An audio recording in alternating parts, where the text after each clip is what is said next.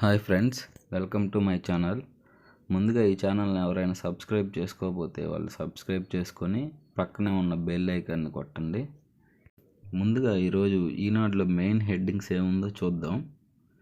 హంతకులు పాలకులుగా ఉండకూడదు, మా అన్న పార్టీకి ఓటు వేయొద్దు, రాష్ట్ర ప్రజలకు వివేక కుమార్తె నర్రెడ్డి సునీత పిలుపు, సొంత చెల్లిని జగన్ వంచారు, విలువలు విశ్వసనీయత మాటలు ఏమయ్యాయి, మా నాన్న హత్య జరిగి 5 ఏళ్ళైనా దర్యాప్తు పూర్తి కాదా, ఢిల్లీ మీడియా సమావేశంలో సునీత సూటి ప్రశ్నలు.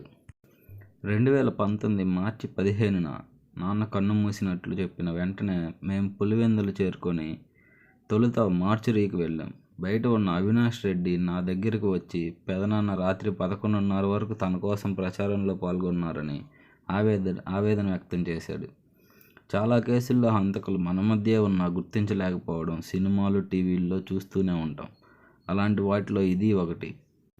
వాళ్ళు సాయం చేస్తున్నట్టు నటిస్తారు కాబట్టే మనం అనుమానించడం, సాయం పొందిన వారే చెడు చేస్తారని ఎవరైనా ఎలా అనుకుంటారు?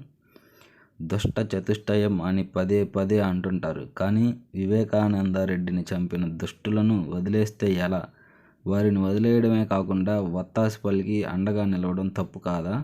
మంచికి చెడుకు యుద్ధం అంటారు. ఇక్కడ ఏది మంచి ఏది చెడు, చంపిన వాళ్ళను రక్షించడం మంచిదే అని సునీతారెడ్డి వ్యాఖ్యలు చేశారు. ఆ తర్వాత ఇంకో న్యూస్ వచ్చేసరికి అంతా తికమక, గజిబిజి గందరగోళం, మిగిలేది ఎవరో నిలిచేది ఎవరో, బరిలో దిగేది ఎవరో, సమన్వయకర్తల పేర్లలో మళ్ళీ మార్పులు. ఈ వికృత బంతాట్లో అత్యధికంగా బలవుతుంది బడుగులే. ఇది వైసీపీ నియోజకవర్గాల సమన్వయకర్తల నియామక తీరు గందరగోళంగా ఉంది. వైసీపీ అభ్యర్థుల ఎంపిక తీరు, నియోజకవర్గాల సమన్వయకర్తల పేరుతో రానున్న ఎన్నికల్లో అభ్యర్థులను మారుస్తున్న ముఖ్యమంత్రి జగన్ ఈ మార్పులు చేర్పుల్లో చేస్తున్న గారడీ గందరగోళానికి ఆ పార్టీ నేతలు అయోమయానికి గురవుతున్నారు. మంగళగిరిలో మళ్ళీ మార్చారు. సమన్వయకర్తగా మురుగుడు లావణ్య, నెల్లూరు లోక్సభకు విజయసాయిరెడ్డి, కర్నూలు అసెంబ్లీకి ఇంతియాజ్. 9వ జాబితా విడుదల చేసిన వైసీపీ. వీళ్ళేంటంటే రోజుకో జాబితా విడుదల చేస్తున్నారు, రోజుకో సీట్ మారుస్తున్నారు. చివరికి ఏం జరిగిద్దో మరి చూడాలి. ఇక మరో న్యూస్ వచ్చేసరికి విద్యార్థుల ఖాతాల్లో 708 కోట్ల జమ. విద్యా దీవెన నిధులు విడుదల చేసిన ముఖ్యమంత్రి జగన్ వసతి దీవెన, విద్యా దీవెన పథకాల కింద గత 57 నెలల్లో 18,000 కోట్లను బటన్ నొక్కి విద్యార్థుల ఖాతాల్లో వేశామని ముఖ్యమంత్రి జగన్ వెల్లడించారు. ఉన్నత విద్యను అభ్యసిస్తున్న 9.44 లక్షల మంది విద్యార్థులకు 2023 అక్టోబర్ నుంచి డిసెంబర్ కాలానికి విద్యా దీవెన కింద శుక్రవారం 708 కోట్లను ఖాతాల్లో జమ చేశారని తెలిపారు. కృష్ణా జిల్లా పామూరులో నిన్న జరిగిన సభలో ఆయన చెప్పారు. తాగునీళ్లు అడిగితే ట్రాక్టర్తో తొక్కించి చంపాడు, 3 సార్లు వాహనంతో వైకాపా సర్పంచ్ అనుచరుడి దురాగతం, అక్కడికక్కడే మృతి చెందిన ఎస్టీ మహిళ, పల్నాడు జిల్లాలో అరాచకం. తెదేపా నేతలను వేధించడమే లక్ష్యంగా ఏపీఎస్డీఆర్ఐ, అందుకే రాజేశ్వరరెడ్డిని నియమించారు. ప్రజాస్వామ్యాన్ని కాపాడాలంటూ గవర్నర్కు చంద్రబాబు లేఖ. ఆయన ప్రధాన అనకొండ.